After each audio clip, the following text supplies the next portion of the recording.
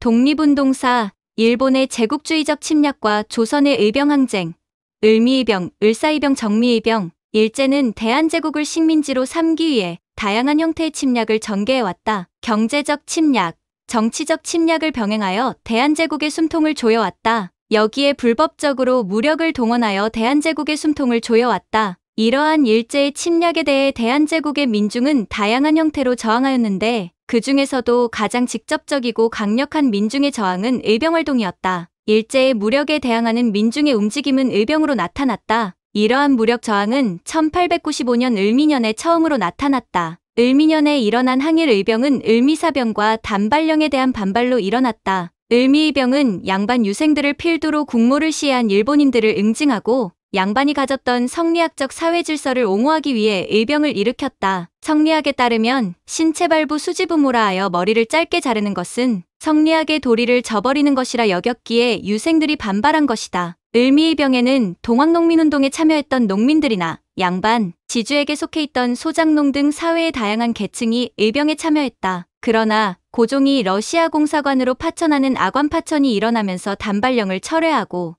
의병들의 봉기를 다스리기 위해 회유하는 글을 발표하자 양반 유생들은 봉기를 거두어 들였다. 그러나 여기에 가담했던 일부 농민들은 활빈당을 조직하는 등 무장단체를 만들어 일제에 반대하는 활동을 계속하였다. 이들은 일본이 경제적 침탈을 목적으로 주도하는 철도나 통신선 공사를 방해하는 일을 하거나 일본 상인들을 습격해 재물을 빈민에게 나누어주는 활동을 하였다. 그러나 이들의 활동에도 불구하고 일제의 침략은 가속화되었다. 1905년 일어났던 러일전쟁 승리를 계기로 일본은 대한제국의 이권 침탈에 적극적으로 나섰다. 이에 일본의 침략에 반발하여 의병항쟁이 전국적으로 일어났다. 시초가 된 것은 을사조약이었다. 대한제국의 외교권을 일본에 넘기고 보호국화하는 조약이 통과되자 반일항쟁이 들불처럼 전국에 번졌다. 을사조약 이후 의병 봉기는 더욱 확대되어 양반 유생들의 봉기가 일어났으며 신돌석 같은 평민 의병장이 나타나기 시작했다. 평민 의병장의 부대는 동학농민운동,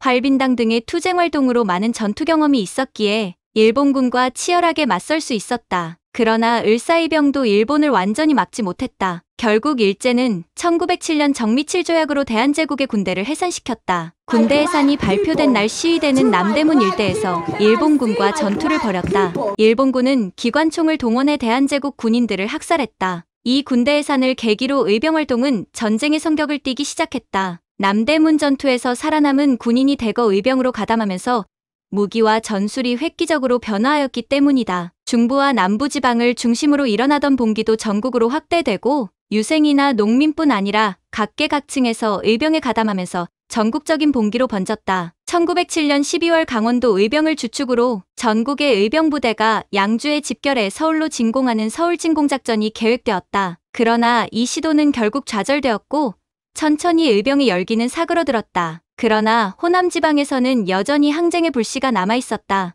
호남 의병은 민중과의 협력을 바탕으로 다양한 형태로 유격전을 펼쳤다. 일본군은 남한대 토벌이라는 1909년 9월 작전을 통해서 호남 의병을 대대적으로 탄압하였다. 일본군은 육해군, 경찰력을 동원하였고 지리를 잘 아는 인근 마을의 사람을 징발하였다. 또한 일본인 헌병을 보조할 헌병보조원을 조선인들 중에서 선발해 토벌에 활용했다. 이들은 호남을 봉쇄하고 의병을 색출하였다. 마을을 통째로 불태우고 근거지를 파괴하면서 호남 의병을 괴롭혔다. 결국 호남에서의 의병활동도 막을 내리게 되었다. 의병들은 일제가 완전히 영향력을 끼치는 국내에서의 활동이 어려워지게 되자 천천히 흩어졌고 일부 의병은 항쟁 근거지를 찾아 만주나 연해주로 이동하여 독립군의 기반을 닦았다. 독립운동사, 애국계몽단체의 국권수호운동 전개, 신민의 국채보상운동, 1905년 을사조약을 전후하여 대한제국의 개화된 지식인들을 중심으로 대중을 계몽시켜 실력, 양성운동을 펼쳐야 한다는 의식이 확장되었다. 이들은 국가의 힘을 올리려면 대중이 깨어나야 한다고 생각했고 대한제국 곳곳에서는 계몽운동이 활발하게 벌어졌다. 이들은 교육과 산업을 일으켜 실력을 길러 국권을 회복하는 길이 일제의 간섭을 뿌리칠 수 있는 가장 빠른 독립의 길이라 생각하였다. 계몽운동가들은 1904년 일제가 한국 내 황무지 개척권을 구실로 토지를 약탈하려 하자 이들은 이것을 막기 위해 보안회를 조직하였다. 보안회는 이미 일제의 영향력에 들어간 정부가 할 수 없는 일제의 토지 약탈에 저항했다. 또한 1905년 조직된 헌정연구회는 이준이 중심이 되어 을사조약 이후에 대한자강회로 개편되어 전국에 지회를 두고 대중 계몽 활동을 펼쳤다. 계몽 운동가들이 주로 힘을 쏟은 것은 교육과 언론, 산업의 육성이었다. 이들은 서울과 평안도를 비롯한 여러 지역에서 사립학교를 세우고 민족의식을 가진 학생을 길러냈다. 또한 대한매일신보, 황성신문과 같은 신문들은 일제 침략을 규탄하고 대중을 계몽하는 데 힘썼다. 서울에서 수학하던 학생들은 출신지별로 학회를 결성해서 지역사회와 긴밀한 관계를 갖고 교류하며 지역사회를 발전시키기 위해 힘썼다. 많은 계몽운동가들은 국권을 되찾기에 앞서 실력을 길러야 한다고 생각했다. 그리고 이들 중 일부는 실력을 기르기 위해서는 일본의 도움을 받는 것도 필요하다고 보았다. 나아가 일제의 침략을 사회적, 국제적 변화에 잘 적응한 국가나 민족이 다른 국가에 의해 군림하는 것이 당연하다는 생각으로 발전했다. 제국주의 침략의 사상적 기반이 된 사회진화론이 계몽단체에게 들어간 것이다. 이러한 사회진화론을 받아들인 계몽운동의 일파가 생겨났고 이들은 곧 친일의 길로 들어서게 된다. 한편 1905년 을사조약 이후 설치된 조선통감부는 대한제국에서 활동하는 계몽 운동단체의 반일 정치활동을 인정하지 않았다. 대한자강회도 1907년 경성시민을 대상으로 정치적 활동을 했다는 이유로 해산당했다. 이에 따라 계몽운동은 결국 일제가 허용하는 교육이나 문화운동에만 치중하는 결과를 가져왔다. 서북학회나 대한자강회의 뒤를 이은 대한협회 등 일부 단체들은 친일 색채를 띠게 되었으며 결국 일진회를 필두로 한일강제병합에 앞장서는 친일활동에 나서게 된다. 계몽운동가들은 산업을 발전시키기 위해 회사와 경제단체를 세우기도 하였다. 대한제국 정부가 일본에 빌린 돈 1천만 원을 갚자는 국채보상운동이 대구를 시작으로 전국적으로 일어난 것도 경제적 자주권을 확립하기 위한 운동의 하나였다. 1907년 2월 대구에서 시작된 국채보상운동은 몇 개월 만에 230만 원이 넘는 성금을 모았다. 그러나 일제의 방해와 내부 갈등으로 별다른 성과를 거두지 못한 채 종료되었다. 일제의 탄압으로 합법적인 운동이 어려워지면서 민족운동가들은 평안도 지역의 상공인들과 힘을 합해 비밀결사인 신민회를 조직하였다. 신민회는 안창호와 이승훈, 양기탁이 중심이 되었으며 교사와 학생들이 참여하였다. 신민회는 교육과 학교 설립에 앞장서 평양의 대성학교, 평안북도 정주의 오산학교를 세워 새로운 교육과 사상을 보급하였다. 신민회는 일제가 조작한 배고인 사건 등을 겪으면서 일제에 의해 국내에서의 활동이 힘들어지자 한인이 많이 거주하던 국경 근처의 간도와 만주 지역의 독립군 기지를 세울 목적으로 이주를 결의하였고 이를 통해 무력항쟁으로 국권을 되찾을 계획을 세웠다. 이들이 만주 삼원보에 세운 신흥학교는 독립전쟁의 효시가 되어 수많은 독립군을 배출하였다. 신민회에는 안창호, 김구, 이동희 등 서북 방면에 걸출한 독립운동 지도자들이 속해 활동하였다. 그러나 계몽운동은 사회진화론을 받아들여 친일로 변절한 일부와 국내를 떠난 신민회 계열의 민족운동가들로 나뉘었고 이들이 했던 선택의 결과는 1945년 고스란히 나타났다.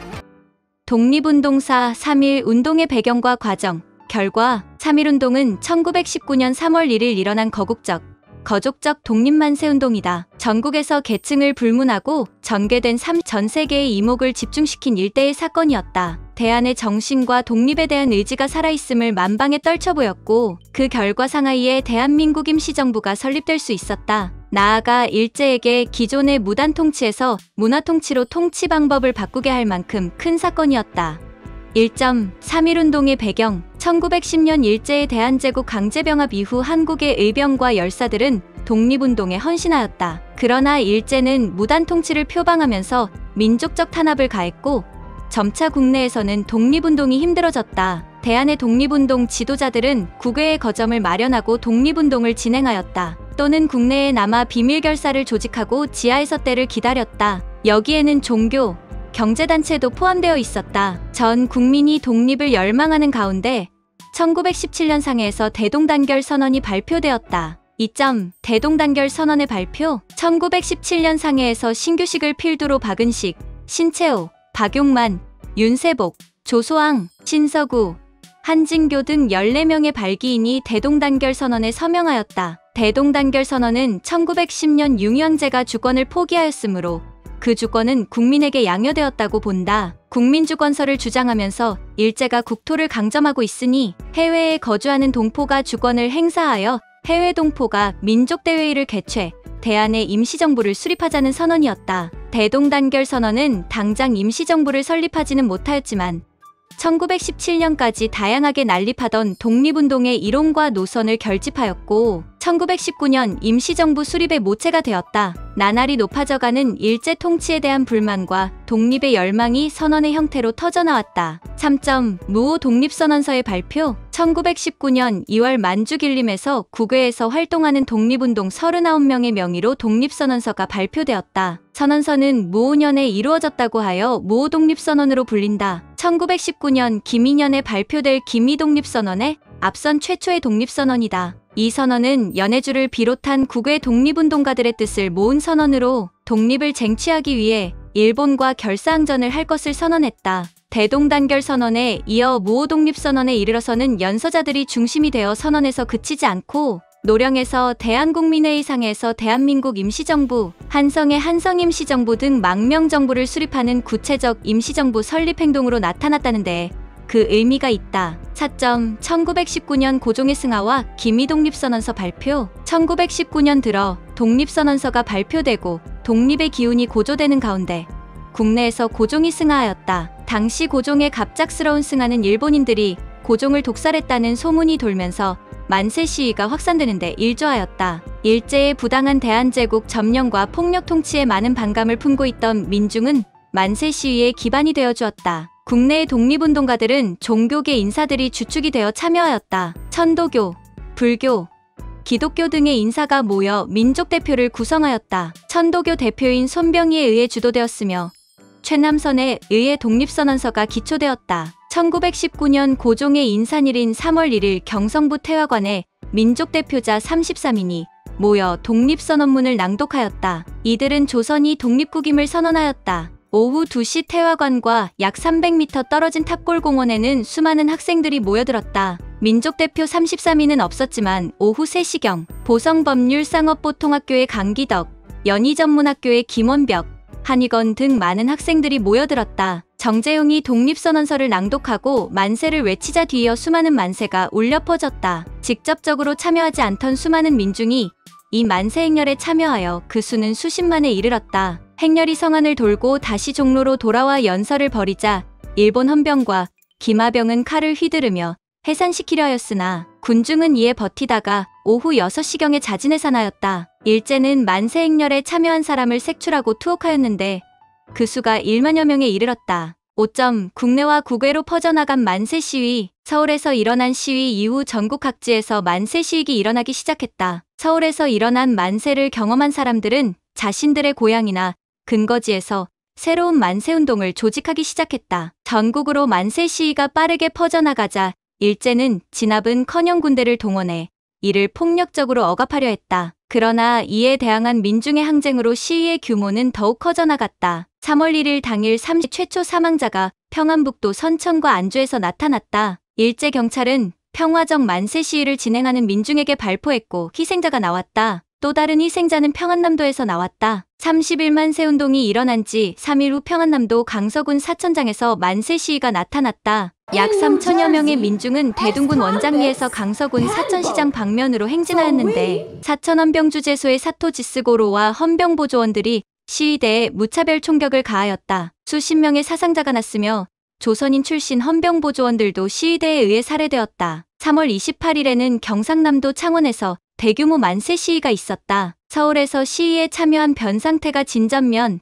진북면, 진동면의 3개면에서 인사를 모아 만세 시위를 거행하였다. 약 3천여 명의 비무장 시위대가 헌병대와 충돌하였고 5명이 직사하고 11명이 부상당하였다. 천안 아운의 장터에서도 만세운동이 벌어졌다. 4월 1일 천안 병천시장에 3천여 군중이 만세를 불렀다. 이때 유관순을 비롯한 많은 참가자들이 부상과 투옥 같은 어려움을 겪어야 했다. 국외에서도 만세 행렬은 이어졌다. 북간도 용정에서는 3월 13일 만세운동이 일어났다. 3만여 명의 군중이 참여한 시위였다. 원래 시위는 용정 시내에서 열릴 계획이었으나 일제 영사관의 반대로 중국 당국은 시위를 불허했다. 하여 용정 근처 서전대야에서 만세운동이 일어났다. 이 운동을 계기로 북간도에서 독립단체가 설립되었으며 이후 구춘선을 회장으로 하는 대한국민회의 모체가 되었다. 일제는 이러한 비폭력 평화 만세운동에 대해 폭력적 탄압을 시도하였다. 거기에 만세운동에 대한 보복으로 학살을 자행하였다. 경기도 수원에서 있었던 교회에 수십 명을 몰아넣고 불을 지른 제암리 학살사건, 쇠갈고리로 시위대를 참살한 곽산 학살사건, 시위군 중에 무차별 총질을 하다가 결국 헌병마저 맞아 죽고 14,000 학살사건, 마을 주민 수십 명을 학살한 화수리 학살사건, 헌병소 앞마당에서 천도교와 기독교인을 가둔 뒤 총살한 맹산 학살사건 등 수없이 학살이 자행되었다. 30.11운동의 의미와 유산 30.1운동의 결과 한국인들은 민족의식을 깨우치게 되었다. 이로 말미암아 독립을 향한 민족적 열망을 확인할 수 있었고 상해의 대한민국 임시정부를 수립하면서 독립에 대한 열망을 결실로 맺어냈다. 해외에서도 한국에서 일어난 만세운동을 관심있게 지켜보았고 독립선언 자체를 가치 있는 행동으로 보았다. 캐나다 선교사 프랭크 스코필드 박사는 만세운동의 모든 과정을 기록하고 국외에 알리는 데 힘썼다. 독립운동사 1920년대 민족운동 60만세운동과 광주학생운동 1920년대 일제의 문화통치가 진행되면서 국내에서는 민족교육의 열기와 그에 따른 민족적 보양감이 고취되기 시작하였다. 고종이 승하할 때 일어났던 3.1운동과 마찬가지로 1920년대 민족운동의 열기가 뜨겁게 이어지던 때 승한 순종황제로 인해 다시 만세운동의 열기가 분출되었다. 1926년 4월 26일 순종황제가 서거하자 국내의 청년들이 모여 새로운 만세운동을 조직하고 시위 준비를 시작했다. 순종황제의 인산일인 6월 10일 행렬이 다가왔고 당일 창덕궁에서 종로를 지나 동대문에 이르는 길에 수많은 애도 인파로 가득 찼다. 연희전문, 중앙고보, 경성대학 등의 학생 조직과 천도교에서 동원된 청년들은 인산 행렬이 지나가는 도중에 길목마다 경문을 뿌리고 만세를 부르면서 가두 시위를 펼쳤다. 경문의 내용은 일본 제국주의를 타도하자는 내용이 포함되어 있었다. 그러나 일제는 3.1운동 때의 학습된 경험과 국내 학생단체의 활동을 사전에 인지하고 있었고 무자비한 탄압으로 만세운동 세력을 제압했다. 60만세운동으로 인해서 국내에서 활동하던 사회주의 세력은 타격을 받고 2차 조선공산당이 무너지는 계기가 되기도 하였다. 60만세운동의 영향을 받은 1920년대 사건 중 하나인 광주학생운동은 또 다른 학생운동의 시작이었다. 1929년 11월 전라남도 광주에서 대규모 학생운동이 일어났다. 광주학생운동은 나주에서 광주를 오가는 통학 열차 안에서 일어난 사건 때문에 생겨났다. 당시 열차 안에서 일본인 남학생들이 한국인 여학생을 희롱하자 이에 한국인 남학생들이 항의하며 충돌이 일어났다. 학생들 간의 충돌로 인해 경찰이 출동하였고 경찰은 일본인만을 두둔하였다. 상황이 한국인에게 불리하게 돌아가면서 이는 학생들 간의 마찰이 아닌 민족적 갈등으로 비화되었다. 곧 학생운동 조직이 생겨났고 결국 대규모 항일학생운동으로 발전하였다. 광주 항일학생운동에 참여한 학생들은 일련의 사태에 대한 해결책뿐만 아니라 식민지 교육 철폐와 일제타도, 민족해방을 주장하며 동맹 휴학과 대규모 시위를 벌였다. 이들은 학생운동 조직을 기반으로 운동을 벌였으며 광주 항일학생운동은 이후 몇 개월 동안 전국 여러 곳의 항일학생 시위로 확산되었다. 또한 1920년대에는 민족주의계와 사회주의계가 통합하려는 민족유일당 운동도 있었다. 이 역시도 60만세운동의 영향이었는데 그 결과로 1927년 일제와 타협하지 않는 민족주의자와 사회주의자들이 함께 신간회를 결성하였다. 신간회는 본디 신한회로 이름을 지었으나 일본이 이를 허가해주지 않자 이름을 신간회로 고쳐서 제출하였다. 하지만 신간회는 광주학생운동에 조사원을 파견하는 등 국내 운동의 대표적 성격을 띠었으나 일제의 방해와 탄압 속에서 큰 활동을 펼치지 못하고 내부의 의견 충돌과 일제의 탄압 등으로 인해 해소의 형태로 해체되었다.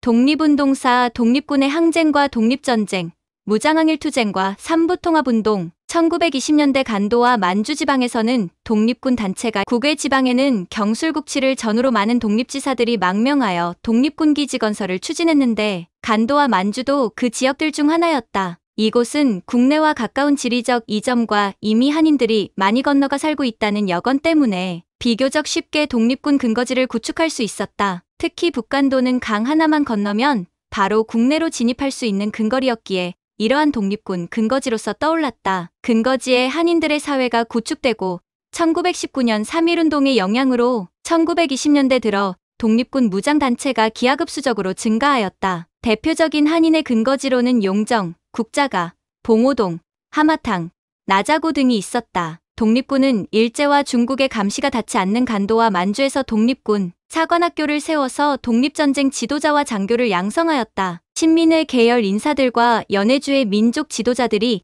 이러한 행렬에 참여하였다. 특히 이동희 나자고의 대전학교 독립무관학교가 대표적이다. 십리평에도 무관학교가 지어졌고 무관학교가 아닌 한인 사립학교들은 수없이 많은 수가 세워졌다. 북간도는 무장투쟁을 통해 국내로 진공해 독립을 이루겠다는 분위기가 팽배하였다. 이러한 분위기 아래 3독립군 단체들은 대한민국 임시정부와 연계를 가지고 활동하였다. 특히 북간도 대한국민회는 임시정부 산하단체임을 표방하고 무장단체 통합에 앞장서서 대한북노독군부를 결성하였다. 이 단체는 홍범도의 대한독립군, 안무의 국민회군, 최진동의 군무도독부를 합친 것으로 봉오동 전투의 승리를 가져온 부대였다. 북간도와 연해주에서 형성된 독립군은 압록강과 두만강을 건너 국내로 들어가 일본군을 공격하거나 행정기관을 공격하기도 했다. 이들은 1920년 6월 독립군 부대가 압록강을 넘어 일본군을 기습한 뒤 철수하였다. 독립군은 뒤쫓아온 일본군을 다시 삼둔자에서 격퇴시켰다. 이에 일본군은 추격대를 편성하여 독립군의 근거지였던 왕청년 봉오동으로 침입해 들어왔다. 그러나 대한북노독군부는 일본군의 진격을 사전에 인지하고 매복하고 있다가 일본군을 기습 공격하여 커다란 전과를 세웠다. 봉오동에서 패배한 일본군은 대규모 병력을 동원하여 북간도로 공격해 들어왔다. 일본의 정규군으로 구성된 월강추격대는 북간도 깊숙이 침공해왔다. 청산리로 근거지를 옮긴 김자진의 북로군정서와 홍범도의 대한독립군을 비롯한 독립군 연합부대는 1920년 10월 21일부터 일주일가량 계속된 10차례의 전투 끝에 일본군의 주력을 격파했다. 일본군은 이 무렵에 훈춘 사건을 벌여 독립군 근거지를 없앤다는 구실로 출병하여 만주 일대의 조선인을 학살하고 가옥과 학교를 불태우는 간도 참변을 일으켰다. 독립군은 봉오동과 청산리의 승리 이후 일본의 계속되는 공격과 민간인 학살을 피해 밀산을 거쳐 소련 땅인 자유시 스보보드니로 옮겨갔다. 그러나 자유시에서 한인 무장단체의 통솔권을 가지고 다툼이 일었고 소련 적군의 무력을 등에 업은 쪽과의 무력 충돌로 수많은 독립군들이 희생당했다. 그중 일부만이 만주로 다시 돌아올 수 있었는데 이 사건을 자유시 참변이라고 부른다. 만주로 돌아온 독립군 단체들은 다시 독립군 단체를 조직하였고 만주 일대의 독립군은 점차 3부의 형태로 통합되었다. 3부는 정의부, 참의부, 신민부 3개의 조직이었는데 3부는 조직뿐 아니라 행정조직까지 갖추고 만주와 연해주 일대의 한인 사회를 통치하는 자치정부적 성격을 띠었다. 1920년대 말 3부의 통합운동이 전개되었다. 그 결과 남만주에는 국민부가 형성되었고 이를 통치하는 정당 성격의 조선혁명당과 군사조직인 조선혁명군이 결성되었다. 북만주에서는 혁신위회가 결성되었다. 혁신위회는 곧 한국독립당과 그 군사조직인 한국독립군으로 바뀌었다. 양세봉의 조선혁명군은 영릉가 전투, 흥경성 전투 등에서 활약하였고 지청천의 한국독립군도 중국군과 함께 쌍성보 전투, 대전자령 전투 등에서 일본군을 격파했다. 독립운동사 1930년대 40년대 무장독립투쟁과 한국광복군의 활동, 일제가 침략전쟁에 미쳐 중국 대륙과 동남아로 침략을 확장하자 만주와 중국 일대에서 활동하던 독립운동가들도 일제에 대항하여 독립전쟁을 개시하였다. 독립전쟁 개시에 앞서 독립운동 단체들은 1920년 후반부터 효율적인 전쟁을 하기 위해 독립운동 단체 세력을 통합하려는 움직임이 있었다. 1935년 결성된 조선민족혁명당은 당시의 절박한 상황을 보여주는 사건이었다. 의열단, 신한독립당, 조선혁명당, 한국독립당 등 다양한 단체가 참가하여 결성되었다. 그러나 내부의 주도권 다툼으로 일부 민족주의 계열이 탈퇴하고 반쪽짜리 통합에 그치고 말았다. 1937년 8월 임시정부 주도의 한국광복운동단체 총연합회가 결성되어 민족주의 세력의 결집을 이끌었고 11월에는 민족혁명당 등 단체가 조선민족전선연맹을 결성하였다. 조선민족전선연맹은 1938년 10월 중국 항구 한커우에서 조선이응대를 창설했으며 뒤이어 임시정부에서도 1940년에 한국광복군을 창설하였다. 조선이용대는 국민당군의 지원을 받아 활동하였고 대원들이 장교 과정을 거친 고급 인재들이었다. 정보 수집과 포로신문, 일본군의 후방교란과 같은 임무를 펼쳤다. 그러나 이러한 소극적인 임무에 불만을 품은 일부 의용대 병력은 공산당의 영역인 화북지방으로 이동하여 조선이용대 화북지대를 만들고 공산당 팔로군과 함께 항일 무장투쟁을 벌였다. 이들은 한국인이 많은 화북에서 병력의 규모를 키우고 본격적인 항일 무장투쟁을 하길 원했다. 조선이용대 화북지대는 1941년 호가장 전투, 1942년 반소탕 작전 등 크고 작은 전투에 참가해 전과를 올렸다. 1942년 5월에는 태양산 전투에서 활약하였다. 이렇듯 화북지방에서 한인의 세력이 커지면서 독자적인 통합혁명 조직을 위한 움직임이 있었다. 1941년 1월 화북조선 청년연합회가 결성되었는데 화북지방으로 온 조선이용대원들도 여기에 포함되었다. 이 조직은 더욱 커져 1942년 화북조선독립동맹으로 확대 개편되었고 군사조직인 조선이용군을 편성하였다. 조선이용대원들도 조선이용군에 편성되어 화북지방 독립전쟁의 최전선에서 활동하였다. 한편 일본의 침공을 피해 내륙 깊숙이 중경으로 이동했던 대한민국 임시정부에서도 체계를 정비하고 한국광복군을 창설하면서 본격적인 독립전쟁을 준비하였다. 초대 총사령관은 지청천 장군으로 본명은 지대영이며 이명 지청천으로 활동하였다. 광복군의 참모장은 이범석이었다. 1942년 한국광복군에 김원봉의 조선이용대원이 합류하면서 한국광복군의 병력은 크게 증강되었고 군대의 틀을 갖추기 시작했다. 임시정부는 1941년 12월 일본에 선전포고를 하고 활동을 본격화하였다. 광복군은 영국군의 요청으로 인도와 버마전선에 파견되어 문서 번역, 정보 수집, 포로 신문 등의 임무를 수행하였으며 미군의 지원 아래 국내로 진공하기 위해 OSS 특수훈련을 받았다. 그러나 히로시마와 나가사키의 핵을 맞은 일제의 무조건 항복으로 인해 국내 진공작전은 사라지게 되었다. 1930년대 만주에서는 한인 공산주의자들이 항일 유격대를 편성하여 활동하였다. 이들은 공산당의 유격부대인 동북인민혁명군과 그 뒤를 이은 동북항일연군에 들어가 활동하였다. 동북항일연군 내에서 한인들은 조국광복회를 만들어 국내의 항일 세력과 손을 잡고 조직을 확대하면서 압록강이나 두만강을 넘어 국경 근처에서 일본군의 시설과 경찰, 행정관청 등을 공격하였다. 그 일례로 1937년 6월 동북항일연군 제2군의 한인 유격대는 압록강을 건너 함경남도 보천보를 습격하여 일제 경찰, 주재소와 면사무소를 불태운 사건이 있었다. 이를 보천보 사건, 보천보 전투라고 부른다. 독립군들의 잦은 공격에 일제는 이들에 대한 공격을 강화했고 항일연군의 한인 유격대는 1940년경 소비에트령으로 건너가 그곳에서 해방을 맞이하였다.